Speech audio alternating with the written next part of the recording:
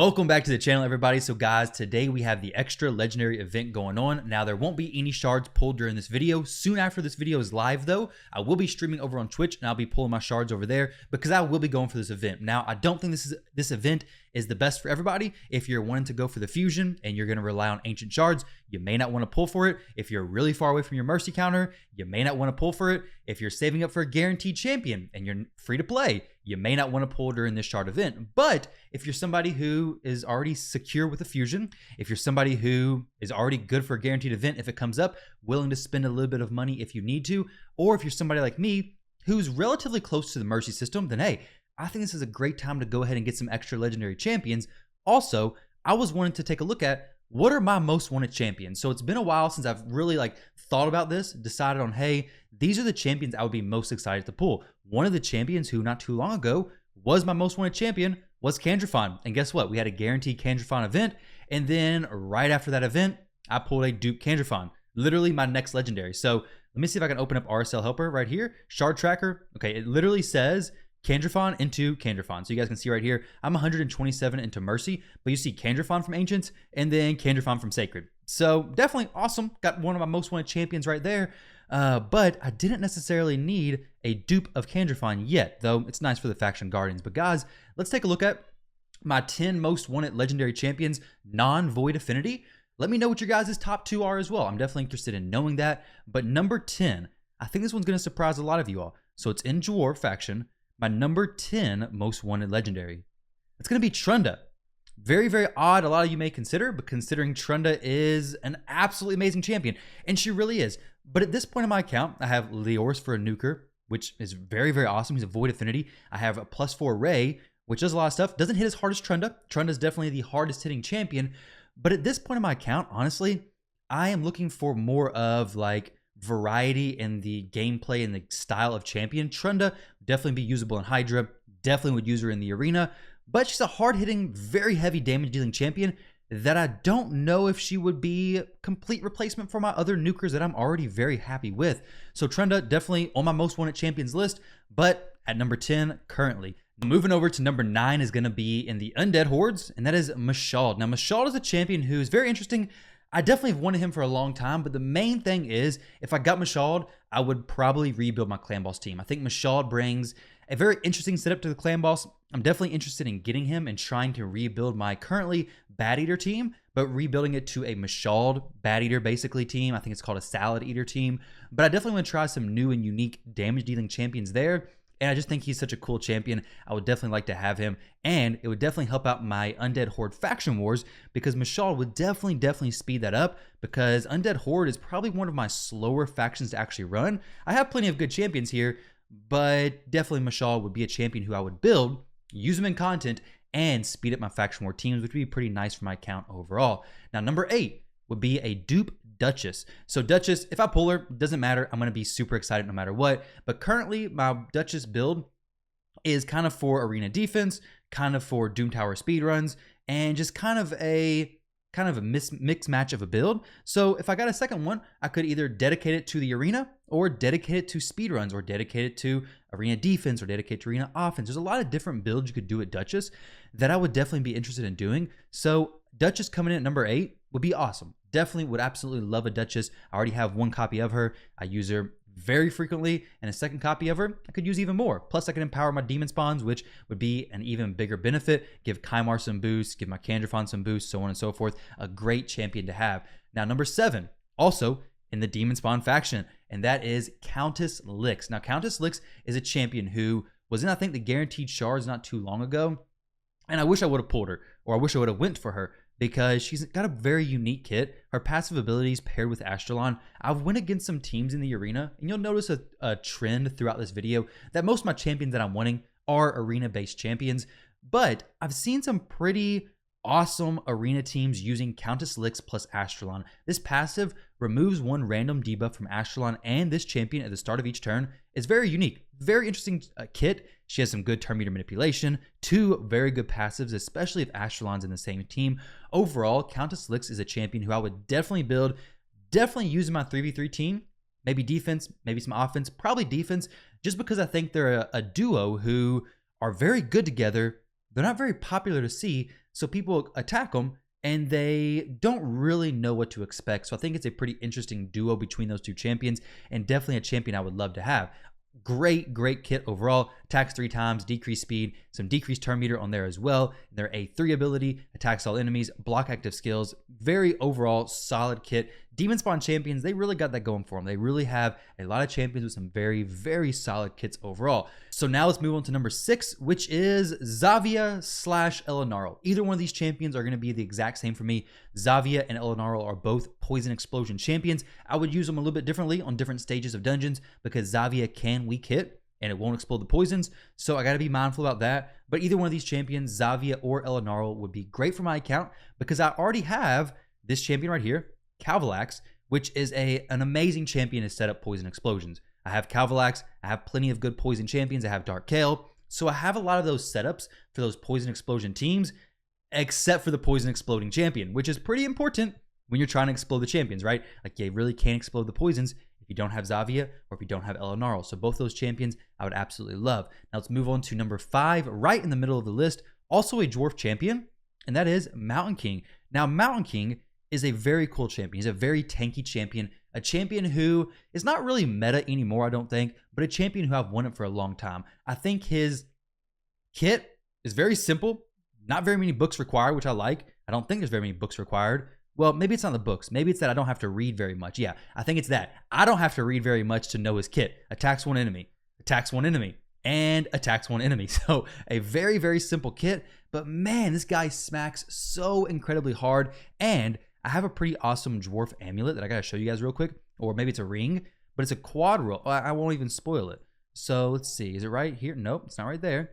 Maybe it is equipped to somebody. I think it's equipped already to my Herndig possibly, but let's see. So yeah, Herndig has this ring. I'll move my webcam so you guys can see it, but HP flat and then quad roll attack percentage. It would probably be better with flat attack and then quad roll HP, but this is a very good ring for Mountain King, I do believe. So he's definitely gonna get that ring, and I've been waiting out for him for a while. I would love a Mountain King because he just hits so incredibly hard. I think he would just be a fun champion to throw on defense. I've wanted him for a long time. Plus, he pairs very well with a champion that is later on in this list. But before we get to that champion, we're going to talk about number 4. And number 4 is a very new champion, and that is Hefrak. So Hefrak is a new champion. There's some test server, test footage released about this champion, but he hits so hard. Now, Trunda hits harder probably in certain situations. Trunda is an absolute nuke queen, but if his conditions are met, he can definitely nuke harder, places an extra hit on targets with less than 50% HP after the first hit. So assuming you can get this to actually work, he's going to hit harder than Trunda, and he's going to be easier to build because he has that increased crit rate. You can build him with less crit rate and an increased attack, meaning you can run him with Siphi, you can run him with a bunch of different champions. He already gives himself increased attack. So it makes the potential building this champion much higher. But the reason why I have a damage dealer who I mentioned before that I'm not so interested just on raw damage output, I want to have kind of unique abilities in their kit. The reason why I've added him is because his passive ability, whenever an ally is killed, instantly activates his strongest ability and will not put this skill on cooldown, which is crazy. It hits for the full amount, absolutely obliterates the enemy team. Protect this guy with Necrit, other allies die, whatever it may be, and boom, he is going to mess up the other team completely. If there are multiple champions on the team with this skill, only this one will activate. That's not very important, but this dude, I would be extremely excited to actually pull him. He's got some reviews. Everybody come in pretty high with him. So this guy would definitely be an awesome champion to pull. I'd be very excited to pull him. And honestly, he may even move up closer to number 3 or number 2 on my list. Maybe even number 2. But either way, Hefrak would be such a cool champion to get because he has interesting stuff in his kit, hits really hard, can be built kind of uniquely with this ability right here. Definitely not requiring that many books, which I love to see. So yeah, absolutely amazing champion. If any of you guys pulled him, definitely let me know. I'd be very excited for you all as well. Number 3, the champion who pairs well with Mountain King that I mentioned earlier is sitting in the Barbarian faction, and that is Valkyrie. This is probably the champion that I've wanted for the longest time. Back when I wanted her the most, she was pretty meta. She was a very good champion, but since then, she's kind of fallen out of the arena defense meta, but she's still an amazing champion. A lot of times, people will go against Valkyries not really knowing what to expect, and the Valkyrie will just mess you up. She can hit pretty hard, but more importantly than that, she has this ability right here, which makes you be mindful about who you're bringing in against her. Because if you bring a Siphi, the enemy has Valkyrie, your Siphi is going to place a lot of buffs. She's going to reduce your turn meter boost their turn meter quite a bit. So this champion's turn meter will be increased by 10% each time an enemy places a buff. Enemy champions will have their turn meters decreased by 10% for each buff they receive. So she has tons of turn meter manipulation. She's a very interesting champion. And then she has a big counterattack, which this is where it plays in with Mountain King. So basically, if Mountain King gets a counterattack buff, maybe you even have protection gear on your Valkyrie so that counterattack buff can't be removed. Mountain King is going to do some crazy amount of work on the team because he's going to be hitting very hard with the A1 ability, very high likelihood of just killing people. But Valkyrie plus Mountain King, or really Valkyrie plus a single target hard-hitting champion, is just such a good defensive team, I feel like, especially for lower levels of 3v3. If you're lower levels of 3v3, I feel like it's a very overlooked team, but she's an amazing champion. Manipulating turn meter, boosting turn meter, and just doing great overall, giving your single target damage dealers a very high likelihood of just killing the enemy team without even taking a turn. So definitely an interesting champion that I'm excited to get. She's number 3 on my list. I would love to have her. She may not be meta anymore, but she's definitely exciting in my opinion. And like I said, definitely look forward to actually trying her. Maybe I get her someday, but honestly, it seems that she's just been eluding me since the very first day I started playing. So Valkyrie, maybe one day. Number 2. She's number 3. Let's go on to number 2.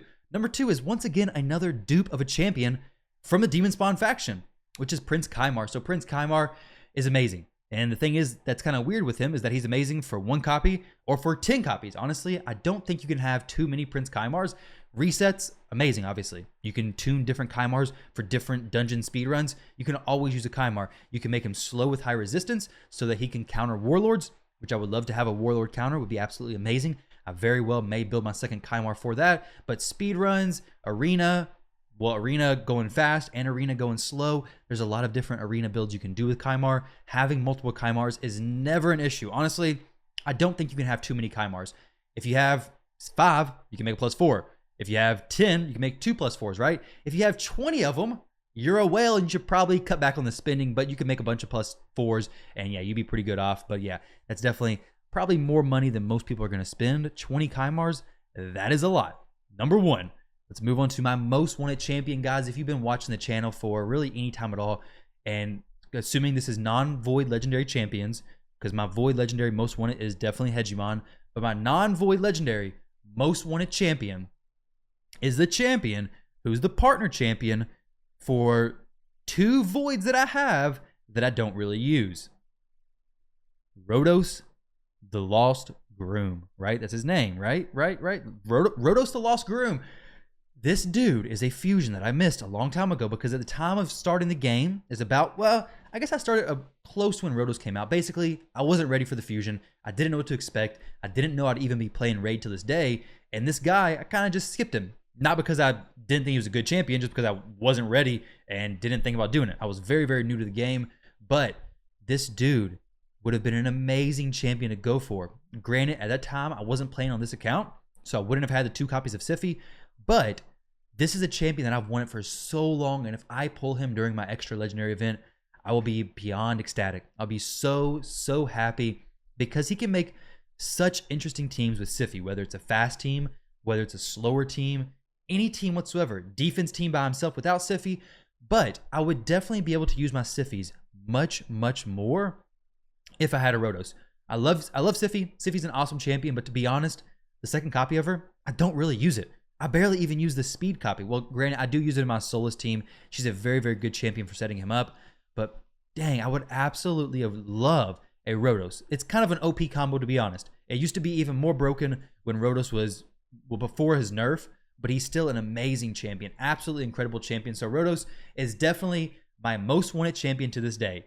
Now, if I go to open my shards later on and I get a Rhodos plus Valk, Rhodos plus Kymar, then I'll probably be the luckiest raid player, to be honest, because all these champions that I mentioned, anybody would agree that these are top tier champions. Now, any of these champions I pull, I'm going to be excited for.